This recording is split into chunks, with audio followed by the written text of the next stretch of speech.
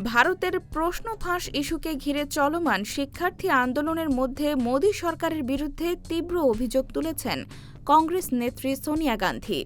তিনি দাবি করেন, জবাবদিহি চাওয়া শিক্ষার্থীদের সরকার দেশের শত্রু হিসেবে দেখছে এবং তাদের সঙ্গে আলোচনার বদলে দমন-পীড়নের পথ বেছে নিয়েছে। সোনিয়া বলেন, কৃষক আন্দোলন থেকে শুরু করে বিভিন্ন গণ আন্দোলনে সরকারের একই ধরনের আচরণ দেখা গেছে। তার ভাষায়, ভবিষ্যতের চিকিৎসক, প্রকৌশলী, শিক্ষক ও দেশ গড়ার কারিগরদের প্রতি সহমর্মিতা দেখানোর বদলে তাদের উপর রাষ্ট্রীয় দমন-পীড়ন চালানো হয়েছে, যা ক্ষমার অযোগ্য। তিনি আরও বলেন, বর্তমান শিক্ষা ব্যবস্থার সংকট, প্রশ্ন ফাঁস এবং সরকারের জবাবদিহি এড়িয়ে যাওয়ার প্রবণতাই শিক্ষার্থীদের আন্দোলনের মূল কারণ। শিক্ষার্থীদের উদ্বেগ শোনার পরিবর্তে কঠোর অবস্থান পরিস্থিতিকে আরও জটিল করছে বলেও মন্তব্য করেন তিনি।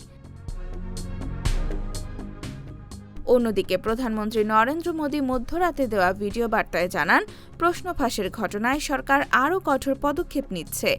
তিনি বলেন, অভিযুক্তদের গ্রেফতার করা হয়েছে, দ্রুত বিচার নিশ্চিতে ফাস্ট ট্র্যাক আদালতের উদ্যোগ নেওয়া হয়েছে এবং প্রায় ২২ লাখ শিক্ষার্থীর ভবিষ্যৎ রক্ষায় দ্রুত পুনঃপরীক্ষার আয়োজন করা হয়েছে।